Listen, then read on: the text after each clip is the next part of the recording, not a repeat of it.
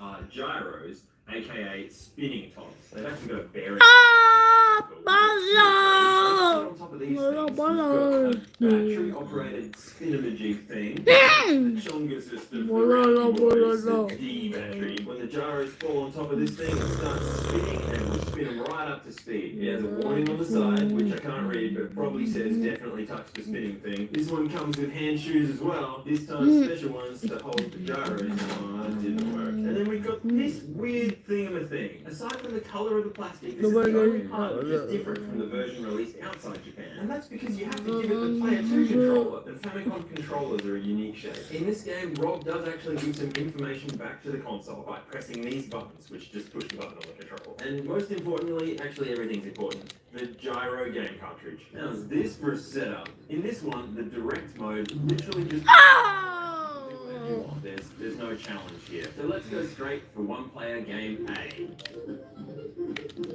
In this game, there are coloured pillar door things like this. And what happens is when these buttons get pressed, the doors activate. You're not allowed to touch it with your hand, that's cheating. We've got to push start, then we've got to move Rob over to pick something up. Oh, you got to push start before each command. Start, close. Start up, start left, start down. Yay! Now I can get through. Oh, I got a bomb. What's the turnip for? I don't know. Is it a turnip or a radish? Could go either way. Oh, I did. At least I should start with that ghetto and drop the in the right spot. It's okay, I don't want to see the whole level every time I die. Can I jump? I can't jump. Okay, so I have to lift up the gyro.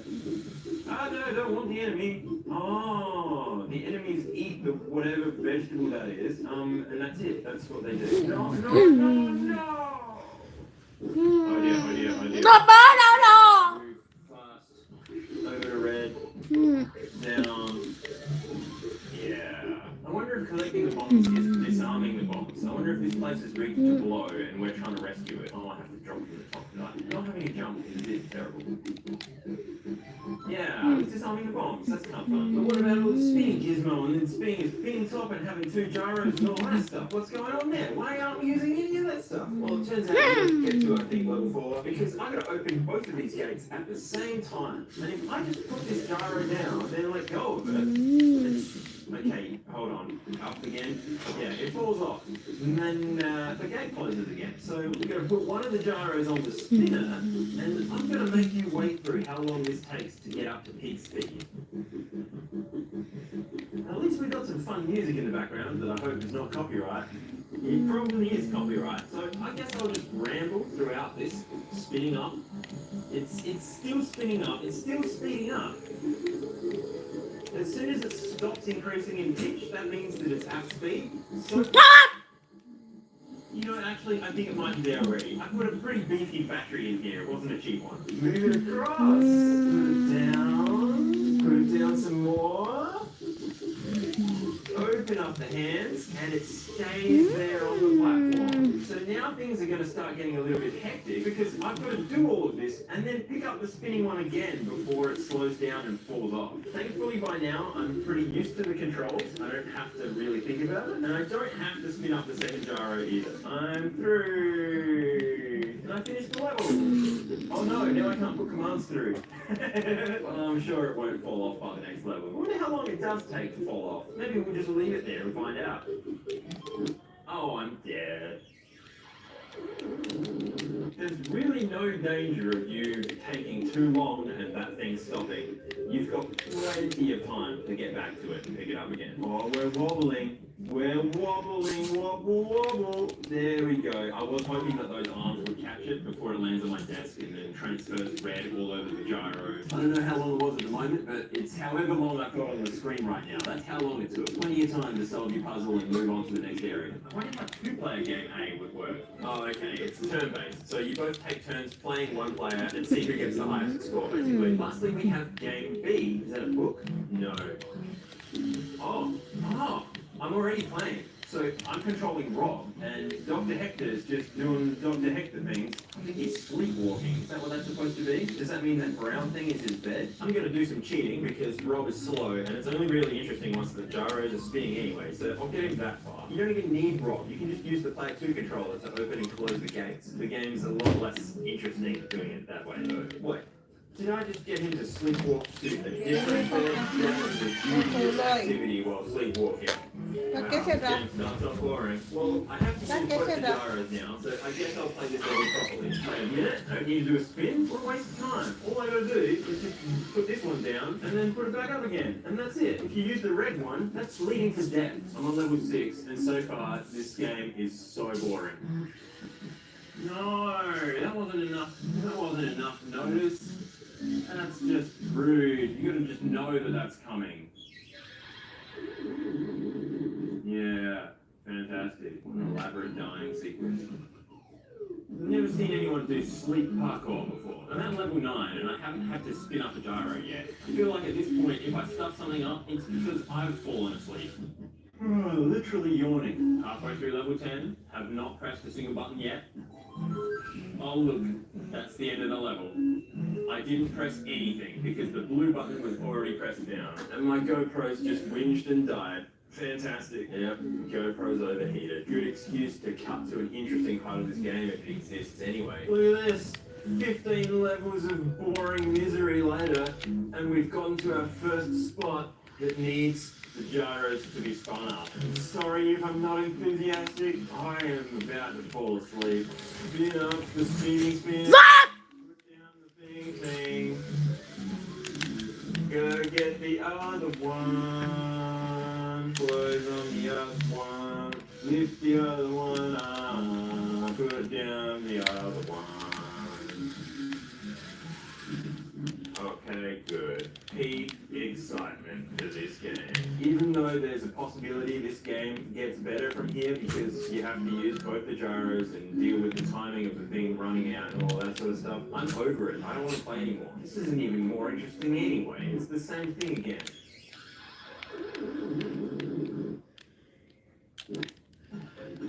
Good. Now, if I wanted to continue that, I would have to play through those 15 levels again. It's not a good start to a game. It needs to start off more fun than that. I understand that perhaps they're going for being able to be played by kids, but man, that's boring. Now we're gonna look at some guts. Head first, I reckon. What's in here? Oh, the wiring's very tight. I think we've gone from the wrong end. I guess we'll try butt first. Okay, can't see a lot yet. There's a circuit board here which does some things. Battery compartment and a rusty looking motor in there, which is encouraging. This is the drive unit that moves Rob from side to side. I'm gonna open it up for you. It's entirely possible things are gonna spring out everywhere. Although no, they didn't. And wow, there's a lot of gear reduction in here. I'm not about to count the ratios, but turning the gear at the input barely turns the output gear at all. That means this electric motor's spinning super fast to get any movement out of Rob at all. It's no wonder he moves so slow. This part here is actually a clutch, and it's one of the failure points for these mechanisms. The gear itself is connected to the output shaft with a spring mechanism holding tension. It's so that if Rob jams or if someone holds it still, or even when it just gets to the end of its travel, the clutch can slip so it doesn't overload the motor or chew off any gear teeth. So it needs to be able to slip, but it is also important that it can grip. So if you're lubricating one of these mechanisms, you don't want to grease that clutch. I normally keep stuff like this operating as original, so if it's not lubricated from the factory, I won't lubricate it, but some of these shafts are actually rusting a bit, so I might have to lubricate this one. When I do lubricate stuff like this, I use lithium grease that I got from a remote control car shop. Down in here there's a position switch, so Rob does know what rotational position it's in. It looks like there are 5 positions which close the switch as Rob rotates, which is consistent with the number of platforms that Rob has to pick up from. On the other side of this circuit board,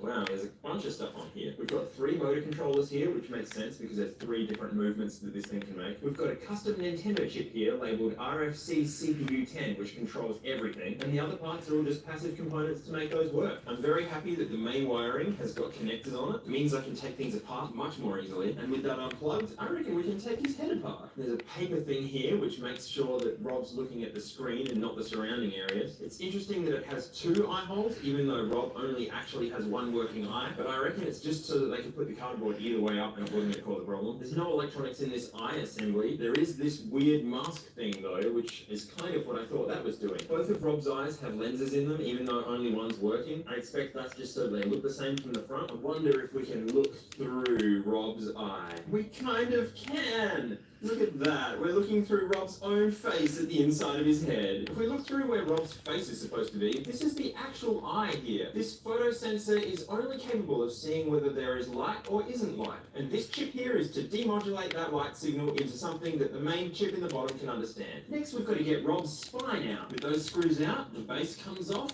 the whole... There we go, that's his backbone out of here. And with that removed, I should be able to squeeze in these two tabs gently, very gently. I don't know how brittle this plastic's gonna be after 1 billion years.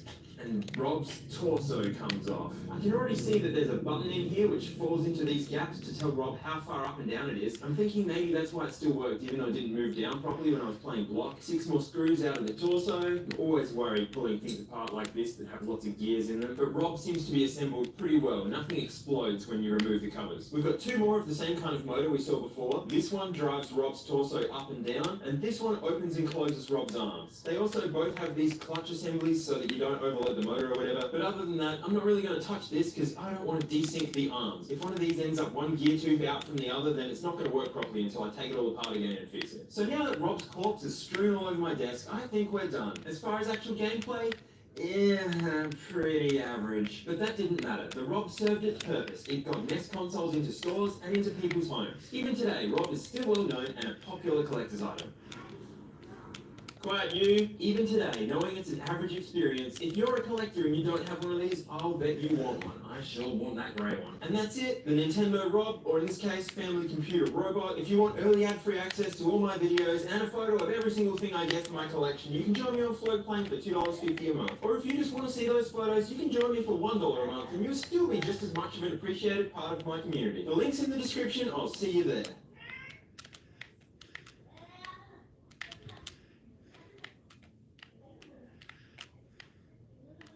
Every time I buy a piece of tech that I know I'm going to keep, I try and make sure I buy the very best. But what if you only have a total budget of $3,000? $3,000 to replace not just my phone, my laptop, my speaker, but everything I own. Well, there's only one site where I think it's going to be possible. Hello, Wish.com. I might as well start with my phone. Here's the good stuff. 5G++. I always rely on Wish.com to break the frontiers of technology. Got to replace my speaker. Oh, good lord. That's 12,000 watt power. Oh, it's actually going to be so difficult. I've got to replace my MacBook too. You got to be kidding me. To get some screen with that bezel. Oh wait, this looks good. $81. Core i5 CPU, 8 gigs of RAM, 512 gigs SSD. Something's off here. It comes with a 1 terabyte memory card as well. Let's see what happens.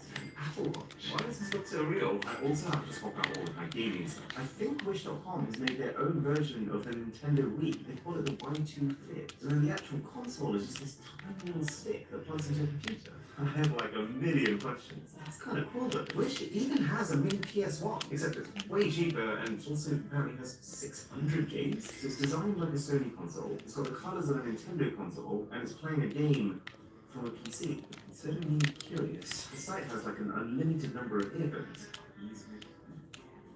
Is it just me, or does that massive bulb not look like it's going to fit comfortably in your ear? $6 for an electric toothbrush with 4 interchangeable brush heads. I've actually got a really high-end toothbrush that I normally use, so that will be a fun comparison.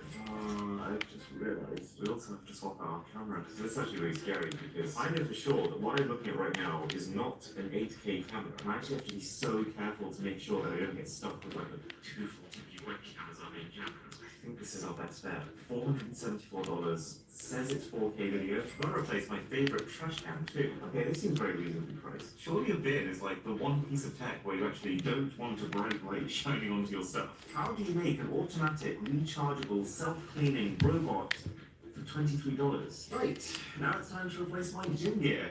R.I.P. my future workouts.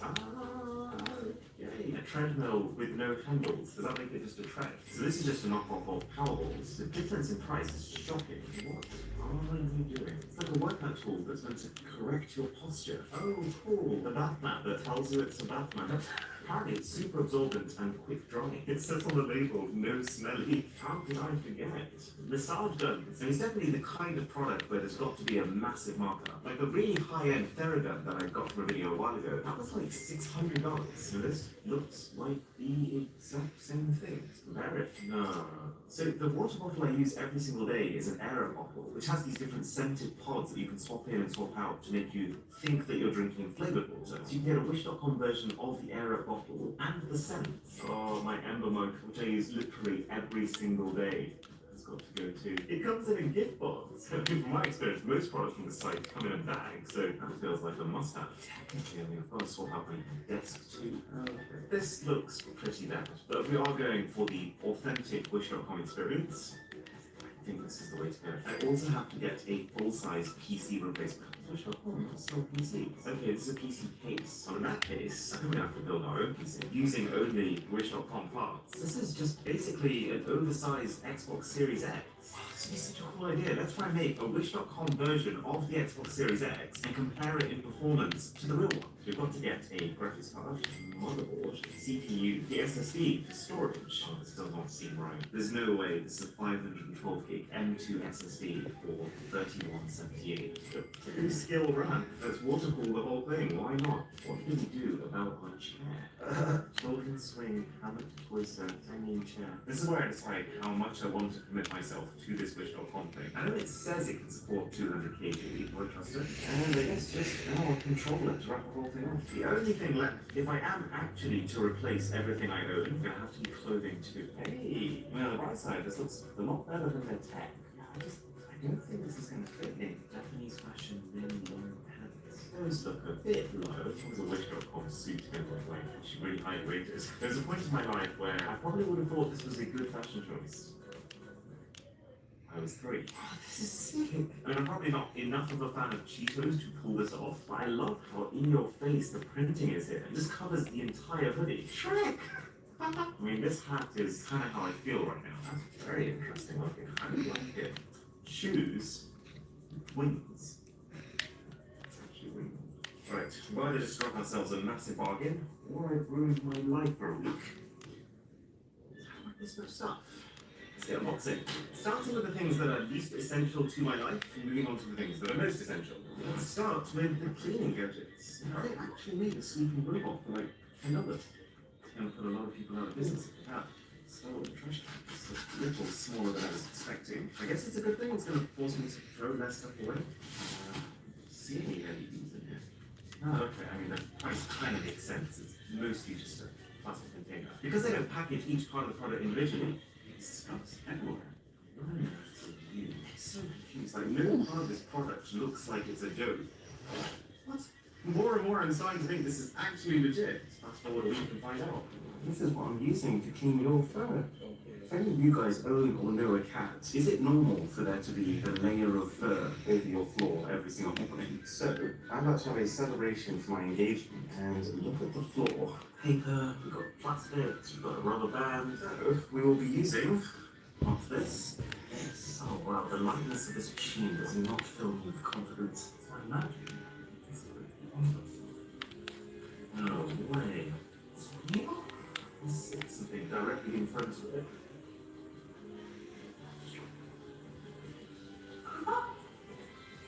Oh, processing. Yeah, can't do it. It's actually not very consistent picking stuff up at all. You have such promise, dear child. Don't think I can give you more than a 5, though. So to throw some stuff away. And I have to say, I really like this. I find that the motion detection is a little unreliable, so I tend to just use the open and close button. To be honest, it actually opens with so much vigor, it tends to smack your fingers on the way up, so I almost approach it like a wild animal. So in that sense, it is less good than the simple human bit that I used to use, which opens very reliably, very gracefully, closes on its own. But to be fair, considering that this thing is like 5% of the cost, it does do like 90% of the job. It's not hard to be a good trash can. It has also gone on. It probably should have gone a couple of sizes up, because there's a massive benefit to it being hand height like this. So you just glide over, since you do have to do a fair bit of everyone. And with the watch, I don't use smartwatches on a day-to-day basis, so for me, this is highly non-essential. Wait, we didn't buy a real Apple Watch. sure this was less than $100. No part of this packaging looks anything but the real thing. I mean, it feels on the light side for what I would expect the real Apple Watch Ultra two-way. I haven't actually tested it myself. Oh, cool. You get two boxes inside. So you get one that says Ultra, which is the watch itself, and then one that says 49 millimeters. It's actually kind of freaky. Like normally between real and fake products, I can tell straight away. I mean, the bands are a bit of a giveaway. You can kind of see the seams of the molds they were printed from, which Apple is very good at avoiding. So, I mean, it's not like you can tell from a distance. Here's the giveaway. Look at this. The resolution of this picture right here, Apple would never. No way. It's sealed in the exact same way that Apple seals its products. It's kind of feel the same.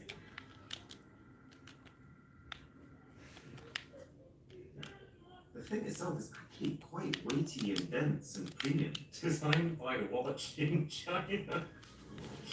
Just getting into bed at the end of day one with this watch, and so far I'm kind of blown away. For the price it was, the hardware feels so realistic that, I mean, to the untrained eye, this is an Apple Watch Ultra. But the other half of the equation is the software. So tonight, actually, I'm going to track my sleep both with the in-mattress tracker that I normally use, which is very accurate, and then just see how well this lines up to that. So, shockingly, it's actually got the amount of deep sleep basically spot on, but it does seem to be a little bit confused about what counts as deep sleep versus light sleep. It's just run out of battery, so you put that onto here with this loose magnetic connection.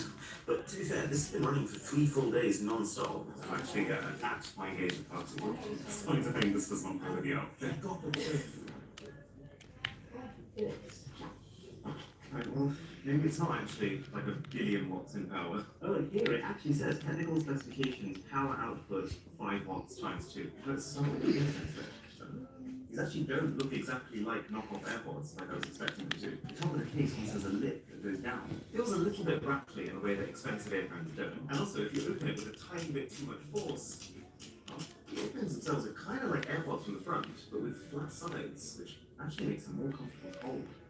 Hey, the speaker. As much as I am disappointed that it's much, much smaller than it was advertised to be, it's at least like a weighty package. Oh, it really is a rug pull, wow. I'm heading down for a session on the treadmill. These bad boys genuinely feels like it's completely empty. Wow, there's so many things that high-end earphones do well that you just take for granted. It's so difficult just because of the shape of these to actually get them out with one hand. And they're really, really like stiff. They don't slide out. Just realised they do actually have touch controls, so you can touch the stand.